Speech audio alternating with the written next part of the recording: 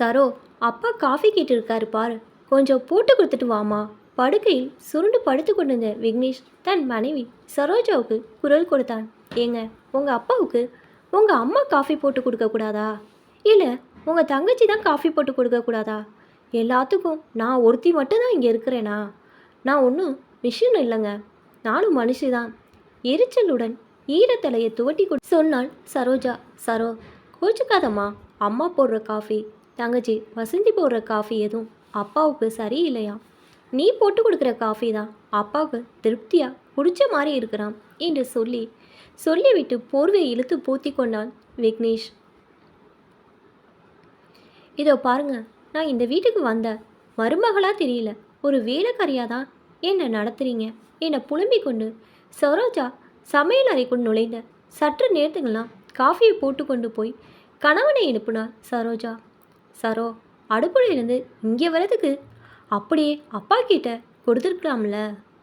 Please, நீயே போய் அப்பாவுக்கு கொடுத்துட்டு வாயேன், அப்பா ரொம்ப சந்தோஷப்படுவார். நானும் கொஞ்ச நேரம் தூங்குவேன் என்று விக்னேஷ் சொல்ல, சே, எல்லாம் என் தலையெழுத்து. நான் என்ன ஒன்றுமில்லாத குடும்பத்தில் இருந்தால் வந்தேன். எல்லா வசதியோடும் ராணி மாதிரி இருந்தவ இங்கே வந்துதான் வேலைக்காரியாக போயிட்டேன்.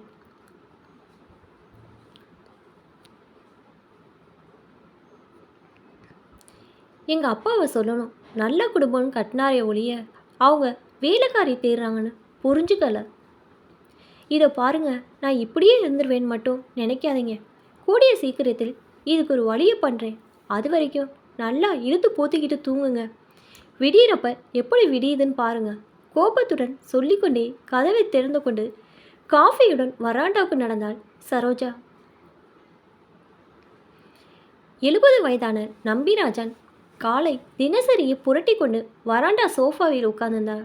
சரோஜா வேக வேகமாக வந்து அருகில் இருந்த மேஜை மீது காஃபி டம்ளரை டபகென்று அவசரத்துடன் வைத்தாள். காஃபி அலம்பி கொஞ்சம் சிதறிய விட்டது. மருமகள் கோபமாக காஃபி கொண்டு வந்ததை கண்டு கொண்டு விட்டார் நம்பிராஜன். அமைதியாக அவர் பேப்பரை புரட்டி கொண்டிருந்தார். சரோஜா வந்த வேகத்துடன் திரும்பிவிட்டாள். காஃபியை குடிக்க நம்பிராஜனுக்கு மனம் வரவில்லை. அவர் தினசரியை மடித்து வைத்துவிட்டு ஆழ்ந்த சிந்தனையில் மூழ்கினார். சிந்தனையில் இளைய மகன் சரவணின் நினைவுகள் அலையடித்தன. காஃபியின் மேல் ஆடை படர ஆரம்பித்தது. நம்பிராஜனின் பெரிய மகன் விக்னேஷ் படித்து பட்டப்பெற்று ஐடி கம்பெனி பணியாற்றி கை நிறைய சம்பாதிக்கிறான். இளைய மகன் சரவணன் படிக்கவில்லை. அவனுக்கு கைத்தொழில் மீது நம்பிக்கை இருந்தது. சின்ன வயதிலே எலக்ட்ரீஷியன் வேலையை கற்றுக்கொண்டு இப்போது ஒரு தனியார் கம்பெனியில் பணிபுரிந்து வருகிறான். விக்னேஷுக்கு 1 வருடத்துக்கு முன்பு தான் திருமணம் நடந்தது. பெரிய வசதி வீட்டு பொன்னான சரோஜா மனைவியாக அமைந்து விட்டாள். சரோஜாவின் அப்பா ராமலிங்கம் அண்ணா நகரில் பெரிய ஜவுளி கடை வைத்திருக்கார். 5 டிராவல்ஸ் பஸ்களும் லாரிகளும் ஓடுகிறது. நம்பிராஜன் குடும்பத்தை விட பல மடங்கு வசதியில் நிறைந்தவர் ராமலிங்கம். விக்னேஷ் நன்றாக படித்திருக்கிறான். IT company பணிபுரிகிறான். கையில் நிறைய சம்பாதிக்கிறான் என்பதனாலே தன் மகளை விக்னேஷுக்கு மனம் முடித்து வைத்தார் ராமலிங்கம். கல்யாணமான சில மாதங்களே வரை சரோஜா நல்ல மருமகளாக தான் மாமனார் மாமியாருக்கு மதிப்பு கொடுத்து இருந்து வந்தாள். போக போக அவளின் மனநிலை மாறிவிட்டது. ஏனெனில் புகுந்த வீடு தன்னுடைய கணவன் வருமானத்தை நம்பி இருக்கிறது என்பதும் இனி காலம் முழுக்க குடும்பத்தை கட்டி காக்கும் பொறுப்பு அவர் தலையில்தான் விழும் என்று நினைத்து விட்டாள். நம்பிராஜனின் கடைசி மகள் வசந்தி கல்யாண வயதில் இருந்தால் அவருக்கு கல்யாணம் செய்ய வேண்டுமானால் தன்னுடைய கணவன் தயவில்தான் நடக்கும் என்பதையும் புரிந்து கொண்டு விட்டாள். நம்பிராஜன் ரயில்வேயில் வேலை செய்து ரிட்டைர்மெண்ட் ஆனவர். பென்ஷன் பணம் மாதம் 20,000 ரூபாய் தான் வருகிறது. அதை வைத்துக்கொண்டு குடும்பத்தையும் அடைத்து கொண்டு ஒரு பொண்ணுக்கு திருமணம் செய்து விட முடியுமா என்ன? அதுவும் இல்லாமல் கட்டிய இந்த புது வீடு கொஞ்சம் கடனும் இருக்கிறது. அதையும் தன்னுடைய கணவன் தான் அடைத்து வருகிறார் என்பதையும் வாழ வந்த 1 வருடத்தில் புகுந்த வீட்டின் மொத்த நிலவரத்தையும் புரிந்து கொண்டிருந்தார் சரோஜா. தனது கணவனை தனி குடித்தம் அழைத்து போக அவள் முடிவை எடுத்துக்கொண்டு குடும்பத்தில் இருப்பவர்கள் மீது எரிந்திருந்து விழுகிறவனாலும் எந்த ஒரு வேலை செய்யாதும் புலம்பிக் கொண்டே செய்கிறவனாகவும் மாறி வந்தாள் சரோஜா. அவளின் மாற்றம் எதற்கான என விக்னேஷ் அறிந்திருந்தாலும் தற்போதைய சூழலில் குடும்பத்தை விட்டு தனியே போவது அவ்வளவு சரியானதல்ல என்பதால் பிடி கொடுக்காமல் ஓடிக்கொண்டிருந்தான். இளையவன் சரவண் கம்பெனி பக்கத்தில் இருந்த ஒரு டீ கடைக்காரனின் பெண்ணான வனிதாவை உயிருக்கு உயிராக காதலித்து வருவதை அரசல் புரசலாக நம்பிராஜன் அறிந்து வைத்திருந்தாலும் அது குறித்து எதுவும் பேசாமல் தெரியாது போலவே இருந்தார். மனசுக்குள் மட்டும் அவனை பார்க்கும் போதெல்லாம் தருதலை என சொல்ல தவறுவதில்லை. அண்ணன் விக்னேஷ் திருமணம் முடிந்த மறுவடம் தன்னுடைய காதல் விவகாரத்தை பற்றி வீட்டில் சொல்லிவிட்டான் சரவணன். ஒரு டீ கடைக்காரனின் மகளை தன் மகன் திருமணம் செய்து கொள்ள நினைப்பதை நம்பிராஜனால் ஏற்றுக்கொள்ள முடியவில்லை. எப்படியும் தன்னிடம் அவன் செய்தியை சொல்லும்போது தனது எதிர்ப்பை காட்டலாம் என்று நினைத்தவர் அவன் சொன்னதும் வசதியை காரணம் காட்டி ஜாதிய காரணமான் வைத்து வானத்துக்கும் பூமிக்கும் எகிரி குதித்து எதிர்ப்பு தெரிவித்தார். அம்மா கனகவலியும் தனது மகனுக்கு பக்குவமாக எடுத்து சொல்லி அவனின் மனதை மாற்ற முயற்சித்தார். பெற்றோர்களின் பிடிவாதத்தை சரவணின் உண்மையான உறுதியான காதல் ஏற்கவில்லை, அடங்கவும் இல்லை. இறுதியாக நம்பிராஜன் தீர்மானமாக சரவணிடம் தெரிவித்தார். தராதாரம் இல்லாத நீ கண்மூடித்தனமாக விரும்புகிற பெண்ணை என்னால் ஏற்றுக்க முடியாது. நம்ம வீட்டுக்குன்னு ஒரு கௌரவம் மரியாதை இருக்குது. அதை மதிச்சு இருக்கிறதா இருந்தா வீட்டில் இரு. இல்லை எங்கள் பேச்செல்லாம் முக்கியமில்ல, அந்த பொண்ணு தான் உனக்கு முக்கியனா இப்போவே வீட்டை விட்டு போயிடு என உறுதியாக சொல்லிட்டார். அன்றைய சரவணன் வீட்டை விட்டு வெளியேறிவிட்டான். சில வாரம் யாரோ ஒரு நண்பரை வீட்டில் தங்கியிருந்து ஒரு நாள் அண்ணா நகரில் இருந்த ஒரு முருகன் கோவிலில் வைத்து வனிதாவுக்கு தாலி கட்டி ஒரு வாடகை வீட்டில் மகிழ்வான வாழ்க்கையை தொடங்கினான். கல்யாணமான புதியது தன் பெற்றோர்களிடம் ஆசி பெற காதல் மனைவியான வனிதாவை அழைத்து கொண்டு தன் வீட்டுக்கு போனான் சரவணன். நம்பிராஜன் அவர்களுக்கு ஆசி வழங்க மறுத்துவிட்டார். கடு கோபத்தில், இனி என் கண் முன்னாலே வராத, என் சாவுக்கு கூட நீ வரவேணாம், நீ விளங்க மாட்டா என கோபத்தில் சரவணனை திட்டி அனுப்பிவிட்டார். என்னைக்கு விளங்க மாட்டேன் சொன்னாங்களோ அன்னைக்கு இந்த வீட்டு படிவாசல் மிதிச்சவன் தான் சரவணன். அதன் பின் இங்கு வரவே இல்லை. கௌரவமாக யாரையும் எந்த ஒரு தயவுக்கும் அணுகாமல் வாழ்ந்து கொண்டிருந்தான் சரவணன். இதற்கிடையே விக்னேஷுக்கும் சரோஜாவுக்கும் இடையிலான மனஸ்தாபம் கொஞ்சம் கொஞ்சமாக தீவிரமடைய ஆரம்பித்தது. நினைவுகளை மூழ்கி வெளிவந்தபோது காஃபி ஆறி வெள்ளை ஆடை உடல் முழுவதும் போத்திருந்தது. 2 கைகளை கோர்த்து சாய்வு நாற்காலில் உட்கார்ந்த வண்ணமாக யாரிடமோ மன்னிப்பு கூறுவதைப் போல் செய்தார். மனசு முழுவதும் வேதனை நிரம்பி இருந்தது. எழுந்து உள்ளே போனார். திருமணம் நடந்து 3 வருடங்கள் கடந்த நிலையில் சரோஜாவுக்கு குழந்தை தங்கவில்லை. குழந்தைக்காக சரோஜா மிகவும் ஏங்கினாள். யாரோ எதுவோ சொன்னதை மனதில் வைத்துக்கொண்டு புகுந்த வீட்டில் வாஸ்து சரியில்லை, அதனால்தான் குழந்தை வயிற்றில் தங்கவில்லை, வேறு இடம் போனால் குழந்தை பாங்கிய கிட்டும் என்று யாரோ சொன்னதை அழுத்தமாக பிடித்து கொண்டு சரோஜா 2 மாத காலமாக கணவனை தனி கொடுத்தன போக வேண்டும் என்று வற்புறுத்தி வந்தாள். அவளின் வற்புறுத்தலை ஒரு பொருட்டாகவே எடுத்துக்கொள்ளாமல் விக்னேஷ் தன் போக்கில் இருந்து வந்ததால் கணவன் மீது உள்ளுக்குள் கடும் கோபம் கொண்டு அவனுக்கு செய்ய வேண்டிய கடமைகள் செய்யாமல் எந்த நேரமும் முகத்தை தூக்கி வைத்து கொண்டு வீட்டில் யாரிடமும் பேசாமல் நடமாட ஆரம்பித்தாள் சரோஜா. சரோஜா நாளுக்கு நாள் அவளை மிடுக்கும் போக்கும் அதிகரித்து கொண்டே செல்ல ஒரு நாள் விக்னேஷ் மிக பொறுமையாக தன் மனைவியிடம் பேசினான். சரோ, உனக்கு இங்கே என்னதான் பிரச்சனை? இது நாள் வரை வீட்டில் யாராவது உன்னை வற்புறுத்தி வேலை வாங்கியிருப்பாங்களா? அம்மாவுக்கு 2 மாதமாக முட்டி வலி அதிகமானதுனால சமையல் வேலையை அவங்கள சரியாக செய்ய முடியலை. என் தங்கச்சியும் உனக்கு கூடமாட இருந்து வேலை செய்கிறாள, அப்புறம் எதுக்கு முகத்தை தூக்கி வச்சுட்டு திரியிற என்று விக்னேஷ் கேட்க, இதை பாருங்க, உங்கள் படிப்புக்கும் நீங்கள் பார்க்குற கௌரவமான வேலையும் பார்த்து தான் எங்கள் வீட்டில் உங்களுக்கு பொண்ணு கொடுத்தாங்க. இப்படி காலம்லாம் கூட்டு குடும்பத்தில் மாட்டிக்கிட்டு என்னால் அவஸ்தைப்பட முடியாது. நான் சொன்னது சொல்லிட்டேன், வேறு இடத்துல போய் வாழ்ந்தாதான் குழந்தை பாக்கியம் கிடைக்கும் என்று சரோஜா மன ஆதங்கத்துடன் புரிந்து தள்ளினார். சரோ, எங்கள் அப்பா என்னை கஷ்டப்பட்டு படிக்க வச்சாரு. இப்போ நான் கௌரவமாக இருக்கிறதுக்கு முக்கிய காரணமே என்னோட பெற்றோர்கள் தான். இந்த வயசில் பெற்றவங்களை பார்த்துக்கிறது பொறுப்பும் எனக்கு இருக்குது. அவங்கள விட்டுட்டு என்னால் உன் பின்னாடி வர முடியாது. கொஞ்சம் பொறுமையாக இரு, அவசரப்படாத. நேரம் அமையும் போது நிச்சயமாக நமக்கு குழந்தை பாக்கியம் கிடைக்கும். எனக்கு நம்பிக்கை இருக்குது. சரிங்க, இனி உங்ககிட்ட என்னால் பேச முடியாது. நீங்கள் இந்த வீட்டை கட்டிக்கிட்டு அழுங்க. நான் எங்கள் வீட்டுக்கு போகிறேன். நான் சொன்னது எப்போ உங்களுக்கு சரின்னு படுதோ அப்போ ஒரு வீட்டை பிடிச்சிட்டு என்னை வந்து கூட்டிகிட்டு போங்க என்று கண்ணீரோடு சொல்லிவிட்டு அறைக்குள் புயலாய் நுழைந்தாள். சரோ ப்ளீஸ், எதுக்கு சொல்கிறேன்னு புரிஞ்சுக்கோன்னு விக்னேஷ் கெஞ்சும் போதே அந்த அறையில் லைட் சட்டுன்னு அணைந்து விட்டது. விக்னேஷ் பெருமூச்சு விட்டுக்கொண்டே கட்டில் மீது உட்கார்ந்திருந்தான். சூரியன் உதயமாவதற்குள் யாரிடம் சொல்லிக்கொள்ளாமல் தன்னுடைய மனஸ்தாபத்தையும் கோபத்தையும் வெளிப்படுத்தும் விதமாக சரோஜா மடிப்பாக்கத்தில் இருந்த தன் வீட்டுக்கு போய்விட்டாள். இந்த நாட்களில் நம்பிராஜன் ரொம்பவே மனம் இடிந்து போனார். தன் குடும்பத்திற்கு மேலான ஒரு பெண்ணை தன் மகனுக்கு கல்யாணம் செய்து வைத்தது எத்தனை பெரிய தவறு என்பதை இப்போதான் உணர ஆரம்பித்தார். நல்ல வசதியான வீட்டு பெண் தன் மகனுக்கு கிடைத்து விட்டது என்று சந்தோஷம் கொண்டிருந்த மனநிலைக்கெல்லாம் இப்போது கேடு விளைந்து விட்டது. தனது மகளின் கல்யாணத்தை இந்த பிரச்சனைகளுக்கு நடுவே எப்படி நடத்தி முடிக்க போகிறோம் என்ற கவலையும் மகனின் வாழ்க்கை பற்ற கவலையும் அவரை போத்தி கொண்டன. போன வாரத்தில் 2 வருடங்கள் வந்து நம்பிராஜின் மகள் வசந்தியை பெண் பார்த்து விட்டு போனார்கள். திருமணம் என்பது இந்த காலத்தில் வாழ்க்கைக்குரியது மட்டுமல்ல, பொருளாதாரத்துக்குரிய விஷயம் என்பதை வந்த வரன்கள் வரதட்சணை என்ற பேரில் நம்பிராஜனுக்கு உணர்த்திவிட்டு போய்விட்டன. அப்போதுதான் அவரின் மனம் கூனி குறுகி போனது. இளைய மகன் சரவணன் ஒரு ஏழை பெண் திருமணம் செய்து கொண்டு விட்டான் என்பதற்காக அவனை அவன் மனைவியின் முன்னால் அவமானப்படுத்தி வீட்டை விட்டு வெளியில் அனுப்பியதை நினைத்து கலங்கி போனார் நம்பிராஜன். வீட்டை விட்டு போன மூத்த மருமகள் வீடு வந்து சேர வேண்டும். அவளின் விருப்பம் எதுவோ அதன்படி விட்டுவிட வேண்டும். அதற்கு தன் மகன் சம்மதிக்கவில்லை என்றாலும் அவனின் மனதை மாற்ற முயற்சிக்க வேண்டும். இந்த பிரச்சனை முடிந்துவிட்ட பிறகு ஒரு நல்ல நாளாக பார்த்து இளைய மகன் வீட்டுக்கு போய் அவனிடம் மன்னிப்பு கேட்டு வீட்டுக்கு அழைத்து விட வேண்டும் என்று முடிவெடுத்து கொண்டார் நம்பிராஜன்.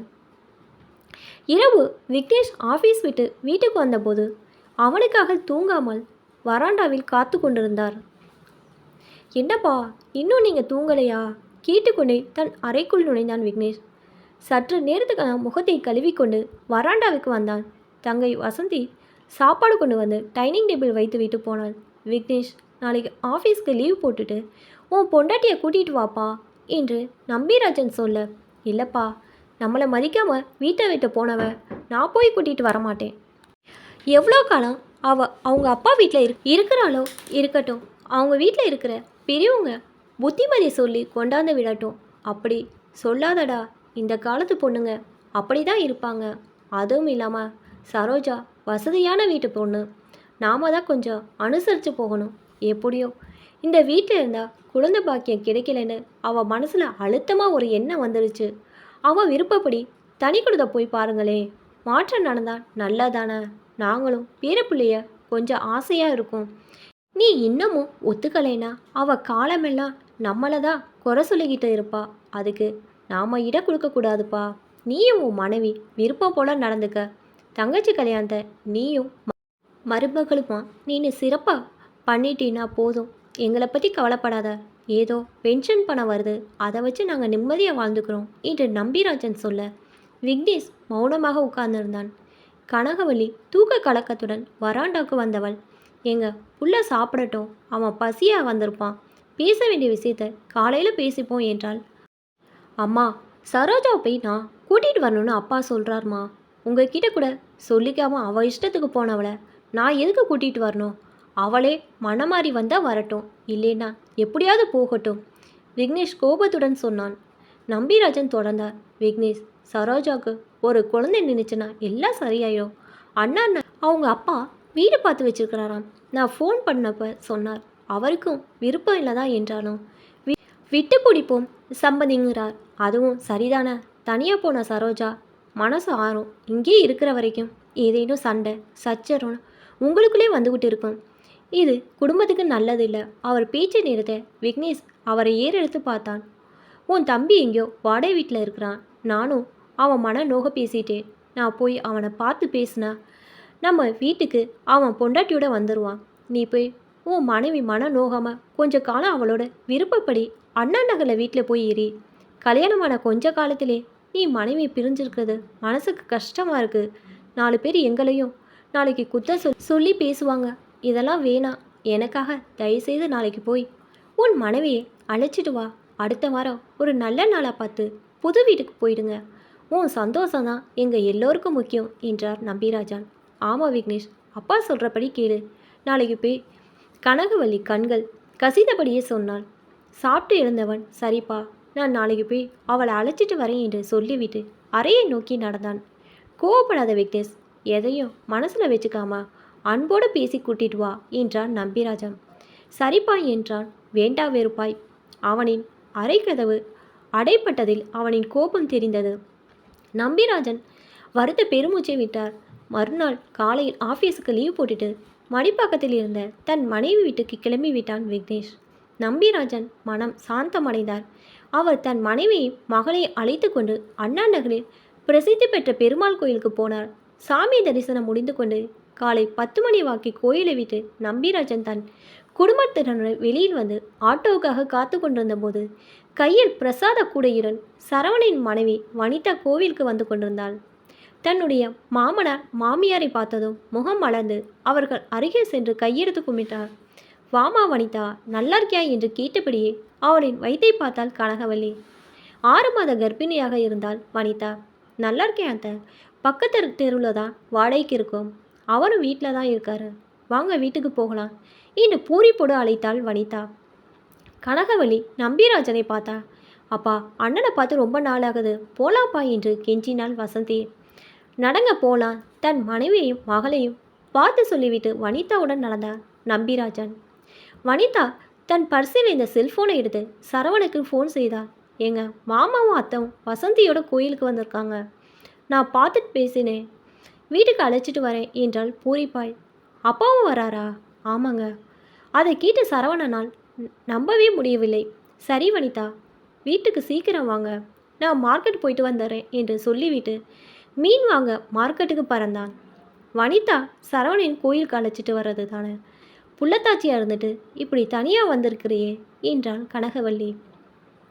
அவரை மதிய டியூட்டிக்கு போகணும் அத்தை, கொஞ்சம் ரெஸ்ட் எடுத்திருக்கிறாரு என்றாள் வனிதா. கொஞ்ச நேரத்தில் வீடு வந்து சேர்ந்தார்கள்.